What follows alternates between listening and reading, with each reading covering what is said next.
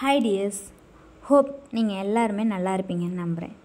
It's Sunday vlog பார்க்கலாமா? First காலையில் எந்திரிச்சோனையுமே நான் காலையிலேயே செடி நடலாம் அப்படின்னு சொல்லிட்டு கீழே வந்துட்டேன். ஆல்ரெடி நாம் கீழே வெண்டங்காய் செடியும் தென் அந்த பைனாப்பிள் இருக்கு இல்லையா, அதுவும் வச்சுருக்கோம். அதுக்குள்ளாட்டி ரோஸ்லாம் வச்சுருந்தோம். பட் அது பிடிக்கல, வேர் பிடிக்கல, அதெல்லாம் வீணாக போயிடுச்சு. ஸோ அதெல்லாம் பிச்சு போட்டுட்டு நம்ம அந்த களை செடியெல்லாம் எடுத்துடலாம் அப்படின்ட்டு எடுத்தேன். இது என்னமோ தெரில, நான் எடுக்க ட்ரை பண்ணேன், ஆனால் எனக்கு எடுக்க வரல. இருந்தாலும் ஓரளவுக்கு ட்ரை பண்ணி அந்த வீணாக போன செடி எல்லாத்தையுமே அப்புறப்படுத்தியாச்சு. தென் பார்த்திங்க அப்படின்னா நான் இன்றைக்கி என்ன செடி நட போகிறேன் அப்படின்னா, ஒரு தக்காளி நாற்று 10 நாற்று, தென் 2 பரங்கிக்காய் கொடி எடுத்து வச்சுருக்கேன். 2 வெண்டங்காய் செடி மேலே தொட்டியில் போட்டிருந்தது.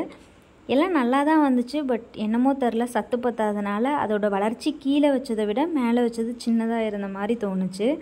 ஸோ இதெல்லாம் கொத்தி விட்டுட்டு கீழேயே வச்சிடலாம், இனிமேட்டுக்கு மழை காலம் தானே பிடிச்சிக்கும் அப்படின்ட்டு எல்லாத்தையுமே கொத்தி விட்டுட்ருக்கேன்.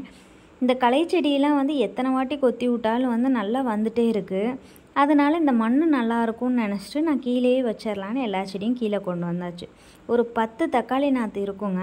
இந்த தக்காளி சும்மா ஒரு தக்காளி அழுகி போச்சுன்னு சொல்லி போட்ட தக்காளி செடியாக முளைச்சி இத்தனை தக்காளி செடி வந்திருக்கு. இன்னும் நிறைய தக்காளி செடி தொட்டியில் தான் இருக்குது. ஆனால் அது இன்னும் வேர் ஸ்ட்ராங் ஆகலை, அதனால் அதை பிக்கலை. இப்போ இந்த மாதிரி தான் மண்ணை கொத்திட்டேன். கொத்தி ஓரளவுக்கு இந்த இடம் போதுமானதாக இருந்தனால இவ்வளோ தூரம் மட்டும் கொத்தி எடுத்துக்கிட்டேன். 2 குட்டீஸும் இதை பார்த்துட்டு அவங்களும் மண்ணில் விளையாடணும்னு சொல்லிட்டு தொல்லை பண்ணிகிட்டு இருந்தாங்க. தென் பார்த்திங்க அப்படின்னா இதெல்லாம் தான் செடி. இது மேலே தொட்டியில் போட்டிருந்தேன், அதுக்குள்ளே கம்பளி பூச்சி வந்துருச்சு. அதனால் கையில் பட்டுருச்சுன்னு சொல்லிட்டு கீழே போட்டுட்டேன். தென் பார்த்திங்க அப்படின்னா இந்த தக்காளி நாற்று தான் ஃபஸ்ட்டு நடலாம் அப்படின்னு சொல்லிட்டு எகெயின் இந்த கடலக்கொத்தி எடுத்து கொத்துறேன். இது தக்காளி நாற்றுக்கு நமக்கு ரொம்ப டிஸ்டன்ஸ் விட்டு வைக்கணுங்கிற அவசியம் இல்லை. ஒரு கொஞ்சம் கொஞ்சமாக தள்ளி தள்ளி வச்சாலே தக்காளி நல்லா பிடிக்கும். ஸோ தக்காளி தான் ஃபஸ்ட்டு நடுறேன் நான்.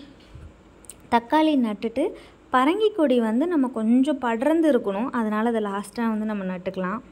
இப்போ பார்த்திங்க அப்படின்னா ஒவ்வொரு தக்காளி தக்காளி செடியாக நம்ம நட்டுட்ருக்கோம். தென் பார்த்திங்க அப்படின்னா தக்காளி செடியெல்லாம் நட்டுட்டு அதை பாதுகாக்கிறதா பெரிய விஷயம். நம்ம மழை பெய்யுதுங்கிறனால நான் தைரியமாக கீழே வைக்கிறேன். உங்கள் யாருக்கெல்லாம் செடி வைக்கிறது ரொம்ப பிடிக்கும்? அதுவும் இந்த மாதிரி இடம் இருந்துச்சு அப்படின்னா இந்த இடம் ஃபுல்லாக பூங்காவனமாக்கணும்னு யாரெல்லாம் விரும்புவீங்க? எனக்கு செடினா மோஸ்ட்லி ரொம்ப விருப்பங்க. செடியை பார்த்தாலே நான் ஒரு பேய் மாதிரி ஆகிடுவேன். எந்த நர்சரி போனாலும் ஹஸ்பண்டை பார்த்து அப்படியே எங்கன்னு பார்க்குற மாதிரியே தான் பார்த்துட்ருப்பேன். இது நாள் வரைக்கும் என் ஹஸ்பண்ட் கல்யாணம் ஆகி 5 வருஷத்தில் இப்போ தான் செடியே வாங்கி தராரு. உங்கள் வீட்டில் இந்த மாதிரிலாம் நடந்திருக்கா அப்படின்னு நீங்கள் கமெண்ட் செக்ஷனில் தாராளமாக கமெண்ட் பண்ணலாம். செடி யாருக்கெல்லாம் பிடிக்கும்? யாரெல்லாம் இந்த மாதிரி வேலை ஞாயிற்றுக்கிழமை கொஞ்சம் டைம் எடுத்து பண்ணுவீங்க?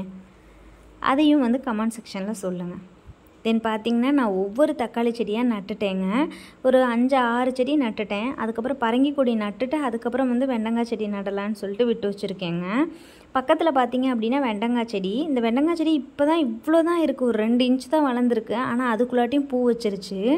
இது நாட்டு வெண்டைக்காயா இல்லை சிகப்பு வெண்டைக்காயான்னு கூட தெரியல. சிகப்பு வெண்டைக்காய் அப்படின்னா தண்டு சிகப்பாக இருக்குமா இல்லை இலையும் சிகப்பாக இருக்குமான்னு சொல்லுங்கள். பக்கத்தில் புதினா கன்று இருக்குங்க. சும்மா ஒரே ஒன்று தான் நட்டோம், அது கொஞ்சம் படர்ந்துருக்கு.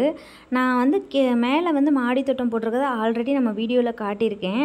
ஆனால் எகெயின் அந்த மாடியில் பாகக்காய் சின்ன சின்ன பிஞ்சாக லைட்டாக வச்சுருக்கு. நல்ல பாகக்காய் பெருசானோன்னே நான் உங்களுக்கு வீடியோவில் காட்டுறேங்க. இப்போ வைக்கிறது என்னென்னு பார்த்திங்கன்னா வெண்டங்காய் செடி தான். ஆக்சுவலாக பாருங்கள், கீழே எப்போ விதை நட்டோமோ அதே விதை தான் மேலேயும் நட்டோம். ஆனால் மேலே வளர்ச்சி அந்தளவுக்கு வரல தொட்டியில், அதனால தான் அதை கொண்டு நான் கீழேயே நடுறேன். இப்போ இதெல்லாம் பூவே வச்சிருச்சுங்க. ஆனால் வெண்டைக்காய் மேலே 2 இலையோடையே நின்றுட்டு இருந்துச்சு. அது ஏன்னு தெரில, ஒருவேளை தொட்டியில் வச்சனால அப்படி இருந்துச்சா என்னன்னு தெரில. இப்போ வைக்கிறேன் பார்த்திங்களா, இதுவுமே வெண்டைக்காய் செடி தாங்க. என்னன்னே தெரிலங்க, மேலே வச்சது எதுவுமே சரியாக வரல. ஆனால் மேலே வச்ச தக்காளி செடியெல்லாம் சூப்பராக வந்துருச்சுங்க. மல்லிகைப்பூ செடியும் நல்லாவே வந்துருச்சு. இதெல்லாம் உங்களுக்கு நான் அடுத்த வீடியோவில் காட்டுறேன். நான் இப்போ என்ன காட்டுறேன் அப்படின்னா 2மே பரங்கி கொடிங்க. இது நம்ம வீட்டில் சமைச்சிட்டு போட்டதுலேருந்து வந்த கொடி. இன்னுமே பரங்கி கொடி நிறைய நம்மக்கிட்ட இருக்குது. இதெல்லாம் அப்படியே இந்த இடம் ஃபுல்லாக கொத்தி விட்டு போடலான்னு என்னோடய ஐடியா. ஆனால் இந்த கொடியே நல்லா வந்துருச்சு அப்படின்னா மீதி கொடியெல்லாம் வந்து வேறு யார்கிட்டயாவது கொடுத்துர்லான்ட்டு பார்த்துட்ருக்கேன். இந்த 2 பரங்கி கொடியும் அந்த ஓரத்தில் நட்டிருக்கேன். ஏன்னா அது கொஞ்சம் பெருசாக வரும்னு சொல்லிட்டு. இதெல்லாம் நட்டுட்டு என்ன பண்ண போகிறோம் அப்படின்னா, இதுக்கு தண்ணி மட்டும் நம்ம பாய்ச்ச போகிறோங்க. இது நல்லா வந்தாலே எனக்கு தெரிஞ்சு ஒரு 3 4 மாதத்துக்கு நமக்கு பரங்கிக்காய்க்கும் தக்காளிக்கும் பிரச்சனையே இல்லைங்க. தக்காளி வந்து ஒன்ஸ் நம்ம பறிச்சிட்டோம் அப்படின்னா எகெயின் அண்ட் எகெயின் வந்து அதை கட் பண்ணி விட்டோம் அப்படின்னா ஒரு 2-3 வாட்டி வந்து நல்லா காய்க்குங்க.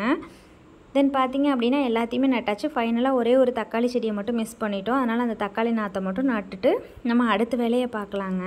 ஆனால் அந்த செடி நடுறப்ப எங்கேருந்து தான் அந்த சந்தோஷம் வருதுன்னே தெரில. செடி நட்டுட்ருக்கப்பே பசி ரொம்ப ஓவர் ஆகிடுச்சு.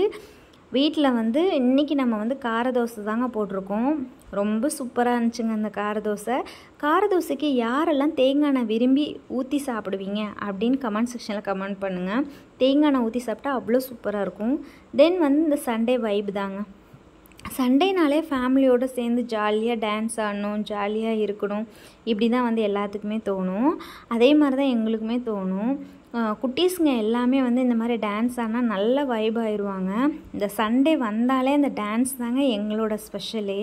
தென் பார்த்திங்க அப்படின்னா பெரிய பாப்பா வந்து தூங்கிட்டாங்க. சின்ன பாப்பா வந்து என்ன பண்ணாங்க அப்படின்னா இந்த மாதிரி சின்ன சின்ன சேட்டையெல்லாம் பண்ணிகிட்டே இருப்பாங்க. இங்கே அத்தை வந்து என்ன பண்ணுறாங்க அப்படின்னா சமைச்சிட்ருக்காங்க.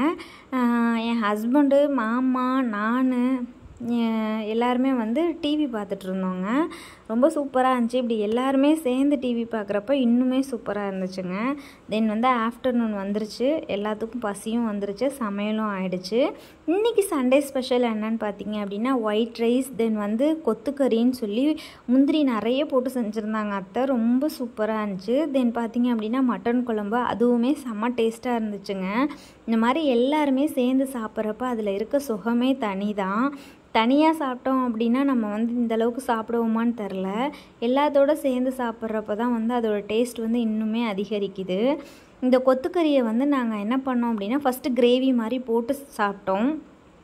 இந்த மாதிரி சாப்பாடு இலையில் சாப்பிட்றப்ப அந்த சுட சுட சாதமும் அந்த இலையோட வாசமும் சேர்ந்து வரப்போ நம்ம சாப்பிட்ற சுகம் இருக்கே, ஆஹா அப்படி இருக்குங்க.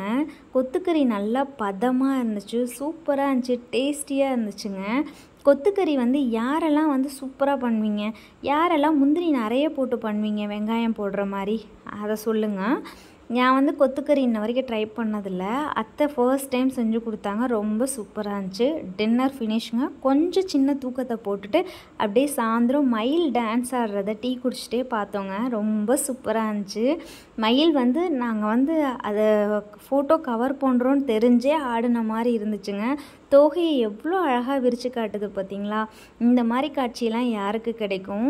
எங்கள் பெரியம்மா வந்து அடிக்கடி சொல்லுவாங்க, ஐயோ இந்த மயிலை பார்க்குறப்போ முருகனையே பார்க்குற மாதிரி இருக்குது அப்படின்னு.